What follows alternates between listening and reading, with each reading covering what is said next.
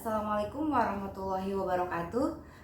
Perkenalkan, nama saya Imasyeni Susilawati, calon guru penggerak angkatan 10. Pada kesempatan ini saya akan mewawancarai dua kepala sekolah tentang bagaimana cara mengambil keputusan apabila ada dilema etika.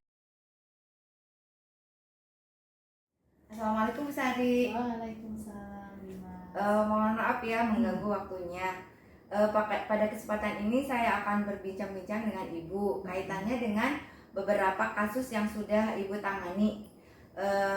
Saya akan mengajukan beberapa pertanyaan tentang dilema etika. Semoga Ibu dapat memberikan pengalaman tentang kasus yang Ibu hadapi.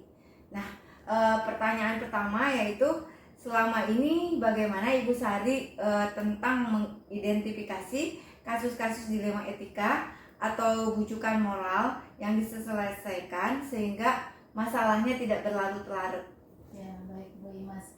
Kalau saya sendiri melihat kasus tersebut sebagai dilema etika karena ditandai dengan pilihan yang sama-sama besar, sama-sama benar seperti itu ya, yaitu kasihan dan keadilan.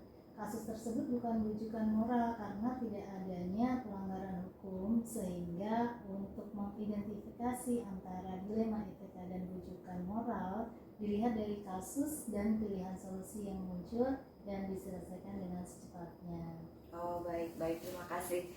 Nah, untuk pertanyaan kedua, selama ini bagaimana Bu Sari dalam menjalankan pengambilan keputusan tentang kasus-kasus di mana ada dua kepentingan yang sama-sama benar, di mana ada dua kepentingan tersebut sama-sama mengandung nilai kebijakan? Baik. Kalau untuk mengambil keputusan biasanya saya bermusyawarah dengan guru-guru, karena apabila tidak dilakukan dengan musyawarah bisa saja penyelesaiannya antara guru yang satu dengan guru yang lain itu akan berbeda. Selain itu, dengan bermusyawarah dapat menjaga kebersamaan. Oh ya, baik. Nah, langkah-langkah atau prosedur seperti apa yang Ibu bisa lakukan selama ini? Siap. Pertama yang saya ambil adalah menentukan penyebab permasalahan atau mengidentifikasi siapa saja yang terlibat, bertanya dengan orang sekitar sambil bermusyawarah untuk mencapai solusi dalam membuat keputusan tersebut. Oh, baik. Nah, hal-hal apa yang selama ini Ibu Sari anggap efektif dalam pengambilan keputusan pada kasus-kasus dilema etika? Baik. Ada beberapa poin penting yang harus dilaksanakan. Pertama, setiap permasalahan itu dicermati bersama. Keputusan itu berdasarkan peraturan di sekolah dan norma yang berlaku. Dan yang paling penting adalah mengedepankan kepentingan bersama. Oh, baik. Yang selanjutnya yaitu, hal-hal apa saja yang selama ini merupakan tantangan dalam proses pengambilan keputusan pada kasus-kasus dilema etika? Ya, biasanya ada saja yang muncul ya, perbedaan pendapat ketika mencari solusi yang bisa memperuncing permasalahan, mencari keputusan yang menguntungkan bagi kedua belah pihak yang terlibat masalah. Insya Allah itu nanti akan menjadi jalan yang dilema etika itu nanti terurai, tidak ada seperti itu. Baik, untuk pertanyaan selanjutnya, apakah Ibu Sari memiliki sebuah atau jadwal tertentu dalam sebuah penyelesaian kasus dilema etika? Lalu apakah Ibu langsung menyelesaikannya? Terus bentuk atau prosedurnya seperti apa yang Ibu akan jelaskan? Ya, biasanya tergantung berat ringannya suatu masalah. Jika masalahnya ringan, saya akan langsung putuskan hari itu juga dengan melibatkan peran guru dan kepala sekolah. Tetapi apabila berat, saya akan langsung diskusikan dengan pihak yayasan ataupun pengawas bagaimana untuk mencari jalan keluarnya sehingga masalah tersebut terpecahkan. Oh ya, seperti itu ya Bu. Selanjutnya, pertanyaan berikutnya adalah, adakah seorang faktor-faktor apa yang selama ini yang mempermudah atau membantu Ibu dalam mengambil keputusan dalam kasus-kasus dilema etika? Dalam mengambil keputusan, saya selalu mengajak guru itu untuk menemukan solusi membangun hubungan yang baik dengan orang tua murid ataupun komite sekolah. Oh, baik. Nah, dari semua hal yang telah disampaikan, lalu pembelajaran apa yang didapat oleh Ibu Sari dari pengalaman itu sehingga Ibu dapat mengambil keputusan? Ya, Dengan musyawarah dengan warga sekolah lebih dirasa efektif karena dapat mempersatukan pendapat dan solusi teratasi. Dan keputusan yang diambil diharapkan dapat menguntungkan kedua belah pihak. Oh ya, baik Ibu Sari, terima kasih atas waktunya dan saya semakin paham dari hasil wawancara. Semoga saya dapat mengambil hikmah dari pengalaman-pengalaman Ibu Sari dan bagaimana cara mengambil keputusan. Sekali lagi terima kasih Ibu Sari ya. Amin, semoga Ya. lancar semuanya. Amin. Terima kasih. Assalamualaikum. Waalaikumsalam. Assalamualaikum warahmatullahi wabarakatuh. Waalaikumsalam warahmatullahi wabarakatuh. Baik, pada kesempatan ini saya akan mewawancarai Kepala Sekolah Rawabuntu 03 Serpong, Tangerang Selatan.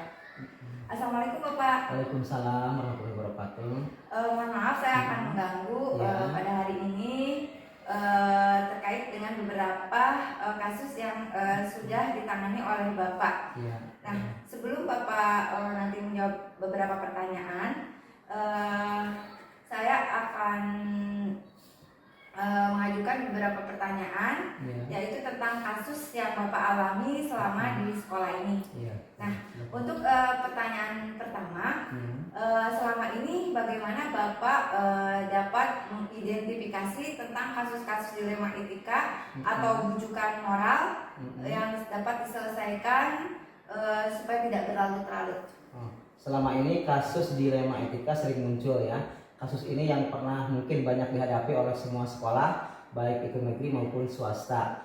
Pada kenyataannya biasanya anak yang mau masuk ke sekolah dasar itu yang diwajibkan itu adalah usia 6 tahun ke atasnya.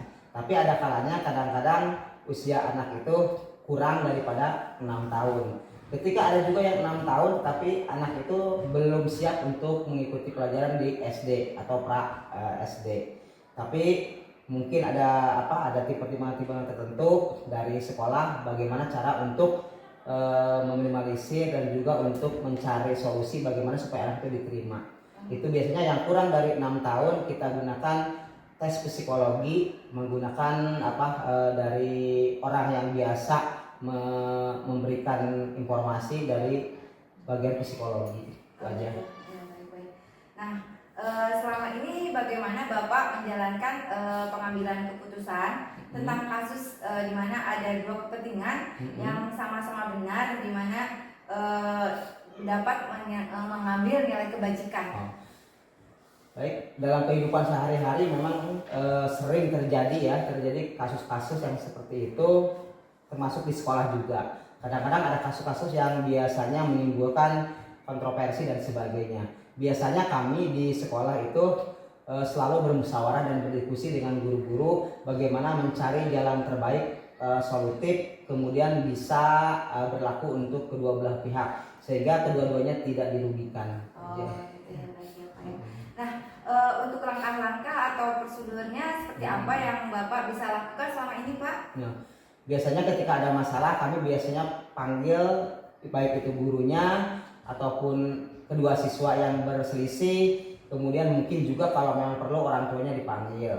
Kemudian kita berdiskusi apa yang menjadi penyebabnya dan kita ambil solusi yang terbaik di situ. Jadi semua pihak merasa terlindungi dan semua pihak merasa positif dan juga dia puas untuk kedua-duanya. Oh, seperti itu ya Pak. Ya, baik-baik.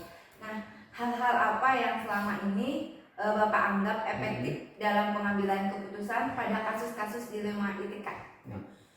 Pada kasus dilema etika, biasanya yang paling terpenting itu adalah melihat latar belakang anak itu dengan melihat catatan-catatan yang ada pada guru. Kemudian kita mencari rekomendasi aturan yang berlaku bagaimana untuk memecahkan masalah tersebut. Oh gitu ya, seperti itu ya Pak. Nah, selanjutnya itu hal-hal apa saja yang selama ini merupakan tantangan dalam proses pengambilan keputusan pada kasus-kasus dilema etika? Pada kasus dilema etika hal-hal yang ditantang adalah ketika mencari solusi yang terbaik. Bagaimana cara kita yang terpenting adalah mengutamakan peserta didik. Bagaimana supaya peserta didik itu menjadi nyaman, aman, dan dia selalu berpikir positif, kemudian dibetah di sekolah dan meminimalisir dampak yang merugikan kepada anak itu sendiri untuk masa depannya. Oh, seperti itu ya Pak. Nah, untuk selanjutnya apakah Bapak memiliki sebuah jadwal tertentu dalam sebuah penyelesaian kasus dilema etika? Lalu apakah Bapak langsung menyelesaikannya dalam bentuk atau prosedur seperti apa yang Bapak akan ambil atau jelaskan? Untuk menyelesaikan kasus dilema etika biasanya tergantung kepada berat atau tidaknya. Ketika kasus itu ringan, kita secepat mungkin diselesaikan dengan sebaik-baiknya. Tetapi apabila kasus itu merasa rumit, mungkin kita akan panggil belah pihak, baik itu guru ataupun orang tua.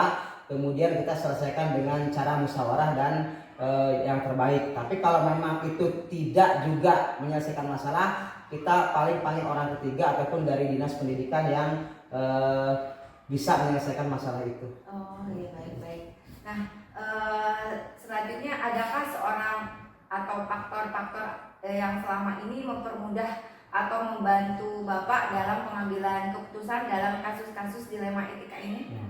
Tentu saja permasalahan yang ada biasanya kita libatkan guru-guru langsung dengan peserta didiknya. Biasanya kita ajak komunikasi dengan orang tuanya menjadi faktor yang terpenting dalam pengambil keputusan. Misalnya kita cari data-data anak atau latar belakang anak itu sendiri supaya memperoleh dokumentasi yang terbaik untuk menyelesaikan masalah tersebut. Oh gitu, baik ya Pak ya. Nah, dari semua hal yang telah disampaikan, pembelajaran apa yang didapat Bapak dan dipetik dari pengalaman dalam pengambilan keputusan ini? Pembelajaran yang dapat kami dari pengalaman dalam pengambilan keputusan dilema etika itu yang pertama harus mempertimbangkan bagaimana latar belakang anak itu dan juga mengutamakan kepentingan peserta didik itu sendiri supaya anak itu menjadi nyaman dan kemudian kedepannya juga menjadi lebih baik lagi. Apa yang kita inginkan, yang ingin dicapai dalam proses tersebut bisa terselesaikan dengan baik. Oh ya, baik Bapak, terima kasih ya.